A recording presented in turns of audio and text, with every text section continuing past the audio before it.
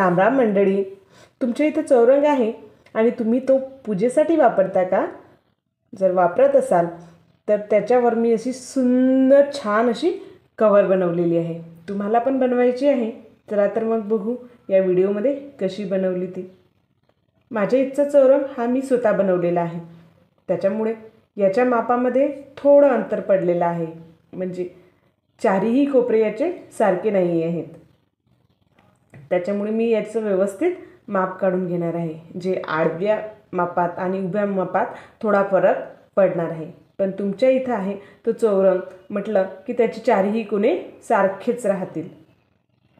त्याच्यामुळे जास्त माप घ्यायची गरज पडणार नाही. आणि मी घेतलेलं व्यवस्थित माप आणि या मापामध्ये 1 इंच वाढून घ्यायचा आहे. तो आपल्याला शिलाईसाठी कामात पडतो. तुम्हीसुद्धा तुमच्या घरी व्यवस्थित माप घेऊन त्याच्यामध्ये 1 इंच उंचीत आणि आळव्यामध्ये कमी करून घ्यायचं, जास्त करून घ्यायचा आणि कट करून घ्यायचा व्यवस्थित कपडा. मी आधी अस्तर कट करून घेते, नंतर दुसरा कपडासुद्धा कट करून घेणार आहे. आणि आपल्याला उंचीसाठी छान असं माप काढून घ्यायचं आहे. त्याच्यामुळे चौरंगांची उंचीसुद्धा व्यवस्थित मोजून घ्यायची. माझ्या चौरंगाची उंची 7 इंच आहे.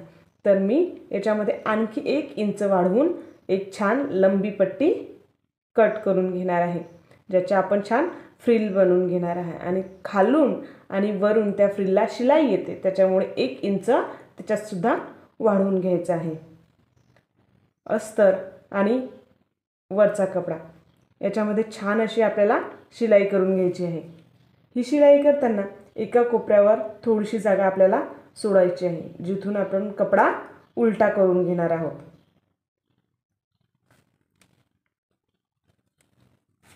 व्यवस्थित छान कपडा उलटा झाला की आपल्याला त्यालासुद्धा शिलाई करून बंद करून घ्यायचं आहे. आणि ते बंद झाल्यानंतर आपल्याला पूर्ण चारही कोपऱ्यावरती शिलाई घालायची आहे. आणि मी मध्येसुद्धा काही आडव्या लाईन, उभ्या लाईन टाकून शिलाई करून घेतलेली आहे. तुम्हाला जर आवडत असेल तर तुम्ही तशा शिलाई करू शकता किंवा तशा शिलाई नाही केल्या तरीही चालेल.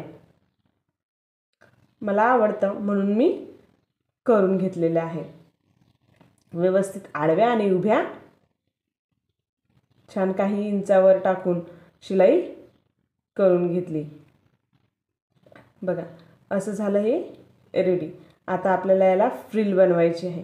त्यासाठी व्यवस्थित फ्रिलला खालून डबल फोल्डची शिलाई आपण टाकून घेणार आहोत आणि पूर्ण फ्रिल तयार करून घेणार आहोत.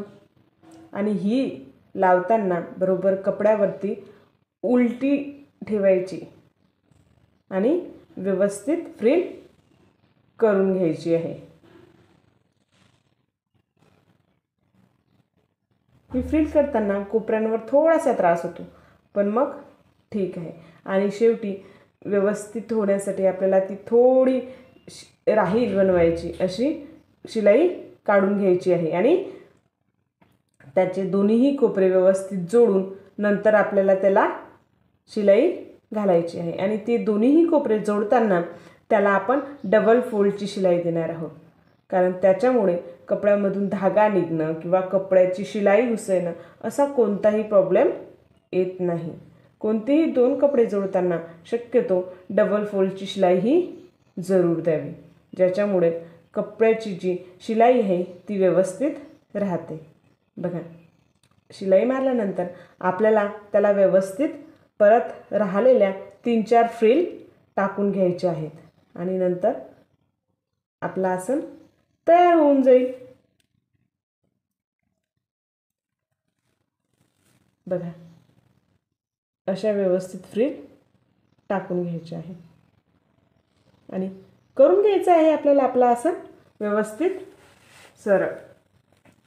आणि सरळ केल्यानंतर सुद्धा आपल्याला त्याच्यावर एक काठाने पूर्ण चारही बाजूला शिलाई टाकून घ्यायची आहे, ज्याच्यामुळे आपल्या फ्रिल व्यवस्थित राहतील आणि आपली जी कव्हर आहे ती आपल्या चौरंगावर व्यवस्थित बसेल. बघा झाली व्यवस्थित. तुम्हाला आवडीन ते कलर कॉम्बिनेशन आणि तो कपडा तुम्ही घेऊ शकता. माझ्याकडे जो कपडा अवेलेबल होता मी तो घेतला आहे. तरीही काहीतरी खाली वाटत होतो. म्हटलं याला लेस लावू छान, पण कशी, तर मग छानपैकी स्वस्तिक तयार केलं आणि स्वस्तिकच्या आकाराची घेतली मी तयार करून छान अशी लेस. झाली सुरुवात आणि लावून पण घेतली व्यवस्थित. आणि मग काय झालं माझं छान देवपूजेसाठी आसन म्हणजे चौरंग कवर तयार. तुम्हाला कसं वाटलं हे चौरंग कवर मला कमेंटमध्ये नक्की सांगा आणि तुमच्या जवळच्या गृहिणीला नक्की हा व्हिडिओ शेअर करा, कारण त्यांनासुद्धा हा व्हिडिओ खूप आवडेल. चला तर मग भेटू पुढच्या व्हिडिओत. Thank you for subscribe, like, share and comment.